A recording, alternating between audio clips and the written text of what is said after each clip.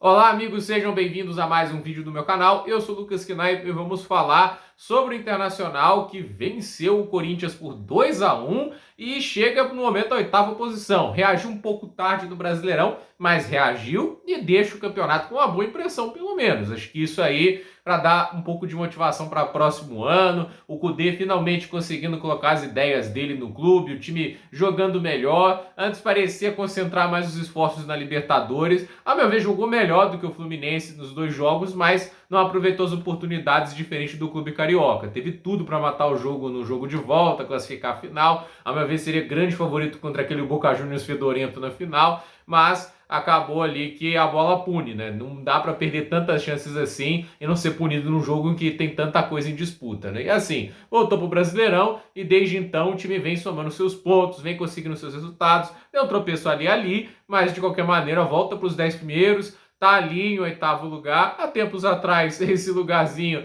daria, quem sabe, até uma vaga a Libertadores, porque alguns times que eram campeões ou da Copa do Brasil ou da própria Libertadores, Sul-Americana, estavam melhores colocados na tabela, aí a vaga descia uma casa, mas hoje é só os 6 primeiros que se classificam a Libertadores, porque tanto o campeão da Copa do Brasil como o campeão da Libertadores não estão lá entre os 6 primeiros colocados. Então, assim, vai ter que se contentar com a Sul-Americana. Acho até que, se reforçar bem, tô falando até de Gustavo Scarpa, seria fantástico se o Internacional conseguisse contratar, né? Se eles se reforçarem bem e confiarem no Kudê, acho que tem chances de conquistarem coisas maiores, né? E começando a temporada com o Kudê, eu acredito no Internacional mais forte, né? Que ele andou no meio do caminho, numa situação mais complicada para treinar. Agora ele vai poder comandar desde o início do estadual, planejando algumas contratações. Estou curioso para ver como que isso vai ser conduzido. E assim, o Internacional não corre mais risco de rebaixamento já desde a rodada passada. E como eu disse, né, tá mais próximo agora da zona de Libertadores do que propriamente da zona de rebaixamento. E o fato desse final de campeonato a gente ver o Internacional subindo na tabela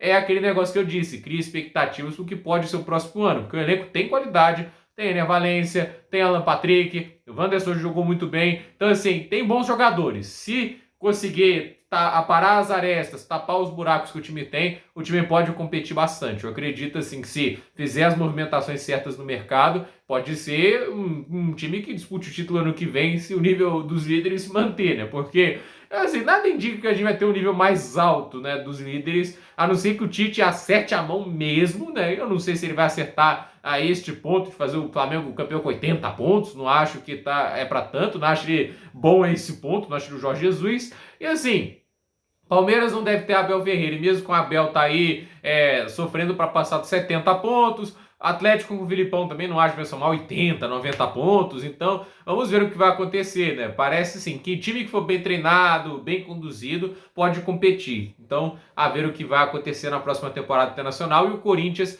esse é um time que eu fico curioso, né? Porque até ele termina esse ano com o técnico do início da temporada do Internacional, Mano Menezes, né?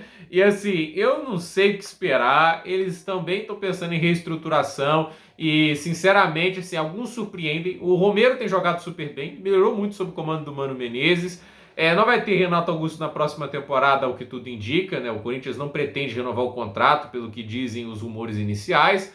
E assim, qual vai ser a ideia do Mano Menezes para começar essas contratações, né? Qual vão ser os alvos? Quão pretensioso vai ser o clube? Porque é uma temporada frustrante. O Corinthians, teoricamente, ainda não está salvo da zona de rebaixamento, porque ele tem 6 pontos de vantagem para o Bahia. Óbvio que assim, Vasco e Santos precisam ganhar nessa rodada para ameaçar o Corinthians na última, né? O Corinthians está na situação ainda, acho difícil cair, né? Cair com 47 pontos é uma baita crueldade, mas ainda não dá para descartar totalmente, né? Vamos ali até pelo alto nível, que a gente pode dizer, alto nível entre aspas, né? Desses times que lutam contra o rebaixamento, né? Então, assim, a gente não vai descartar nada ainda, mas supondo que o Bahia vença as duas partidas e o Corinthians perca as duas, o número de vitórias do Corinthians, que é baixo, 11, o Corinthians empatou 14 vezes nesse Brasileirão, acaba jogando a favor, porque o primeiro critério de desempate no Brasil é o número de vitórias. Então, assim, é aquela história, chegar na última rodada, ainda não estando salvo de uma possibilidade de rebaixamento, é muito ruim comparado às temporadas passadas, em que a torcida ainda ficou com gosto de que dava mais, né? Apesar do Vitor Pereira ter conseguido a final da Copa do Brasil, o pessoal olhava para o desempenho do clube e falava, acho que dá um pouquinho mais, né? Dependendo do que o cara vai fazer na próxima temporada, o jogador que chegar, esse time pode ir além, né? E assim, as expectativas no início do ano era de um Corinthians melhor do que foi na temporada passada. E é um desastre se a gente parar para pensar o ano. Só não é pior porque o time não cai. Mas a questão é eliminado na Sul-Americana, semifinalista na Copa do Brasil, até foi uma grande campanha, se a gente parar para pensar que o Corinthians passou até chegar às semifinais.